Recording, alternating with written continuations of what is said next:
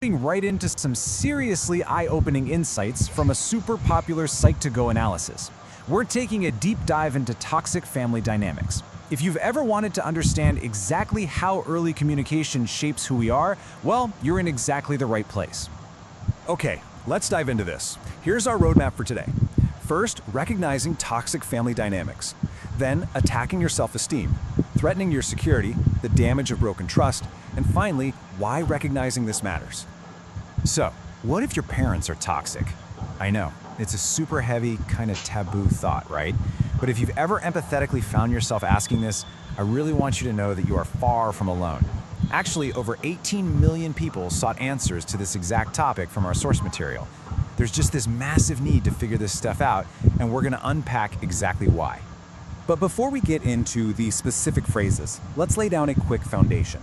What are toxic dynamics? Basically, they're patterns of manipulative or harmful behavior from family members that negatively impact a person's psychological well-being. So to be clear, we aren't just talking about a parent having a bad afternoon and snapping. No, we're identifying a sustained, harmful pattern of behavior. Section 1. Recognizing toxic family dynamics. Now, while the original source analysis actually lists 8 distinct behaviors, we're going to focus on unpacking 5 key examples today. From offensive words about appearance to making the child feel like a burden, unhealthy comparisons, threatening abandonment, and empty promises. Breaking these down is going to help you spot these red flags for sure. Moving on to Section 2, attacking your self-esteem. Now, what's really interesting about this is the stark contrast in how self-esteem is actually attacked. On one hand, you have direct aggression, like literally insulting someone's physical appearance. And on the other, you've got passive manipulation, which looks more like unhealthy sibling or peer comparisons. Both of these are incredibly damaging. They're just, delivered through entirely different psychological avenues. Listen to this statement. You would look so much better if you just lost some weight. Just take a second and let the emotional weight of that sink in. This is a prime, textbook example of using offensive words towards a child's appearance. When a parent drops a phrase like that, criticizing a child's appearance directly attacks their core self-worth and body image. I mean, the psychological damage here is absolutely profound. Instead of the home being this safe haven, it turns into a place of intense judgment, and that creates these deep-seated insecurities that follow a child well into adulthood. Then we flip to the more passive side. Why can't you get grades like your sister?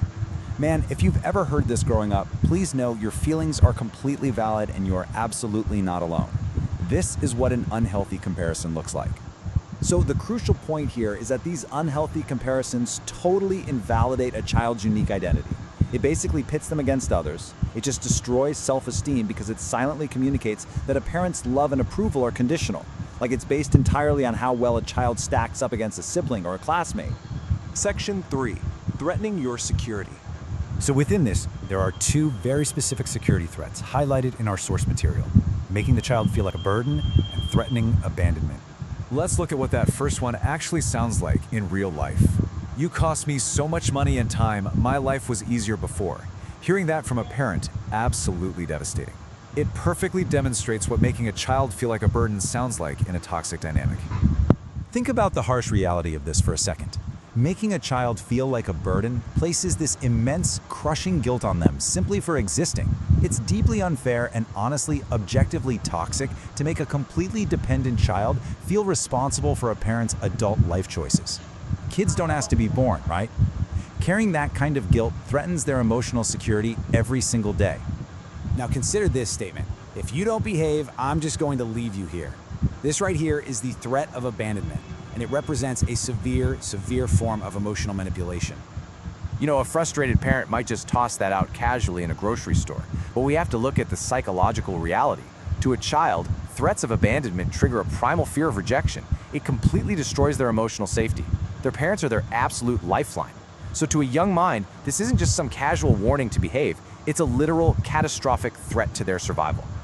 Let's move to Section 4, the damage of broken trust. Okay, imagine this scenario. A parent says, I promise I'll make it to your game this time.